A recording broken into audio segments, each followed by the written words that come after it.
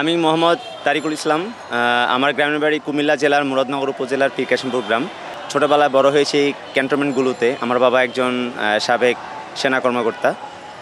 আমি ঢাকা বিশ্ববিদ্যালয় আইন বিভাগ থেকে পড়াশোনা করেছি। আমি যখন দ্বিতীয় বর্ষে ছিলাম 2018 সালে কোটা সংস্কার আন্দোলন করেছি এবং তখন কোটা সংস্কার আন্দোলন করার কারণে আমি 48 দিন জেলে ছিলাম। 2019 সালে যে ডাকসু নির্বাচন হয়েছিল সেখানে আমি ডাকসুতে সদস্য পদে নির্বাচন করেছিলাম। ডাকসু নির্বাচন পরবর্তী সময়ে ক্যাম্পাসের সকল ইস্যুতে যেই শিক্ষার্থীদের অধিকার আদায়ের যেসব বিষয়গুলো থাকে সকল ইস্যুতে আমি সরব ভূমিকা পালন করেছি।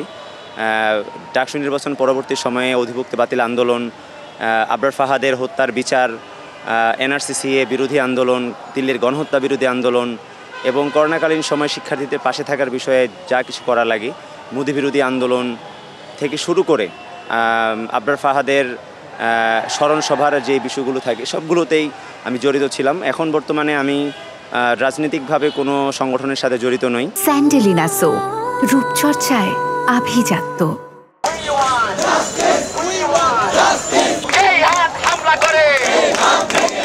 এখন 2024 সালে এসে কোটা সংস্কার আন্দোলন করলাম এবং বৈষম্য বিরোধী ছাত্র আন্দোলনের একজন কেন্দ্রীয় সমন্বয়ক হিসেবে দায়িত্ব পালন করেছি।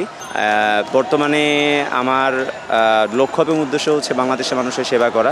আমি যেহেতু আইনের ছাত্র, আমার পড়াশোনা ইতিমধ্যেই শেষ হয়েছে। আমি সদ্য সাবেক মাস্টার্স পাস করেছি। সেই জায়গা থেকে আমার রাজনৈতিক ভীষণ যদি বলেন সেই জায়গা থেকে আমি আমার আইন অঙ্গন থেকে বাংলাদেশের মানুষের যতটুকু সেবা করা যায় আমি আমার জায়গা থেকে সর্বোচ্চটা দিয়ে চেষ্টা করব।